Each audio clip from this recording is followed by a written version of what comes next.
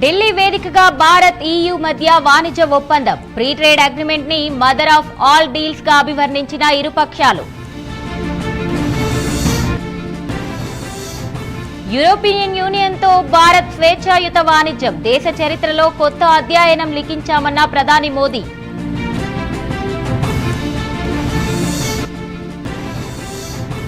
నేటి నుంచి parliament budget సమావేశాలు. ఫిబ్రవరి 1న బడ్జెట్ ప్రవేశపెట్టనున్న కేంద్రం.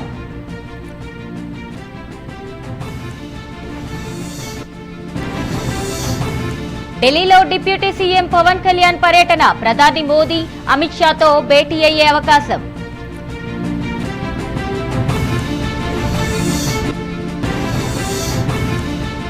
సీఎం చంద్రబాబు అధ్యక్షతన నేడు ఏపీ కేబినెట్ సమావేశం. అసెంబ్లీ సమావేశాల నిర్వహణపై నిర్ణయం.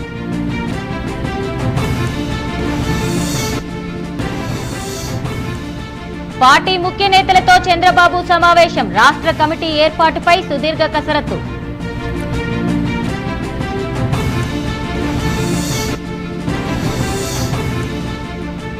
రాయలసీమ ప్రకాశం జిల్లాలో ఉద్యాన నగరం అభివృద్ధిపై సీఎం సమీక్ష.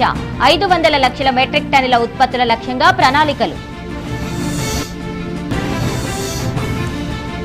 కూటమి ప్రభుత్వం 15 ఏళ్లు అధికారంలో ఉండాలన్న లోకేష్. చిన్న చిన్న విభేదాలు మనమే పరిష్కరించుకోవాలని కామెంట్స్.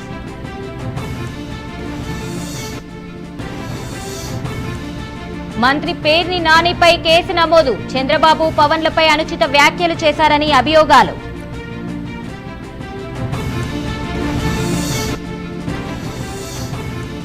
నేడు భీమవరం అసెంబ్లీ నియోజకవర్గ నేతలతో జగన్ భేటీ. ప్రజా సమస్యలు రాజకీయ పరిణామాలపై చర్చించనున్న జగన్.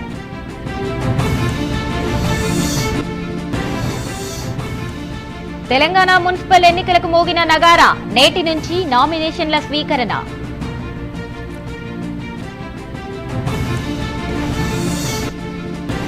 ఫోన్ ట్యాపింగ్ కేసులో 7 గంటలకు పైగా సంతోష్ రావు విచారణ. స్టేట్మెంట్ రికార్డ్ చేసిన సిట్ అధికారులు.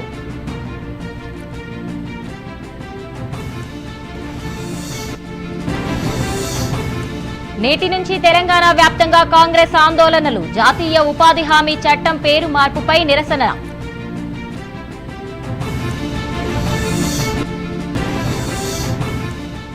నేటి నుంచి ఈ నెల 31 వరకు మేడారం మహాజాతర. ఇవాళ సాయంత్రం గద్దెలపైకి రానున్న సారలమ్మ, పగిడిద్దరాజు, గోవిందరాజు.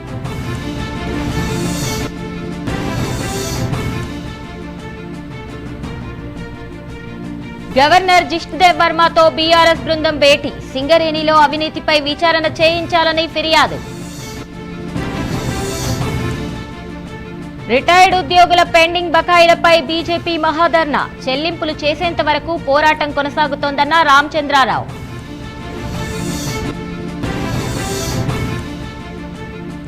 తెలంగాణ శాసనసభను సందర్శించిన జపాన్ బృందం. వివిధ రంగాలలో సహకారంపై ఆయిచి రాష్ట్ర సభ్యులతో చర్చ.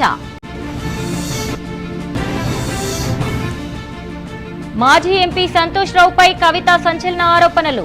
బీఆర్ఎస్ భ్రష్టు పట్టడానికి కారణం అతనేనని మండిపాటు.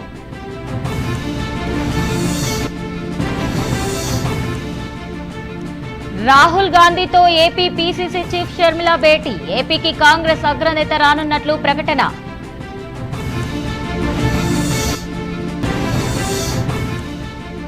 చలి ఉత్సవాలకు సన్నద్దమవుతున్న అరకులోయ. ఈ నెల 30 నుంచి ఫిబ్రవరి 1 వరకు 3 రోజుల పాటు వేడుకలు.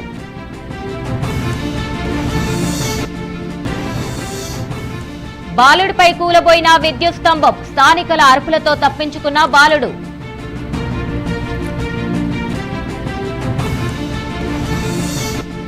పోలీస్ విధుల కేటాయింపులో ఏఐ.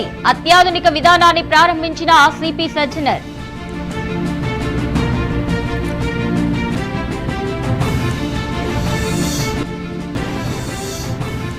బంగ్లాదేశ్ జైలు నుంచి భారతీయ మత్స్యకారుల విడుదల. గత అక్టోబర్లో చేపల వేట సాగిస్తూ పట్టుబడ్డ జాలర్లు.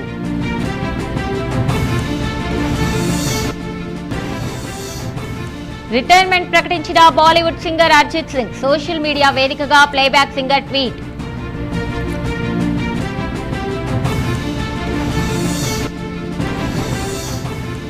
నేడు భారత్ న్యూజిలాండ్ మధ్య 4వ టీ20 మ్యాచ్ విశాఖ వేదికగా తలపడనున్న ఇరు వర్గాలు.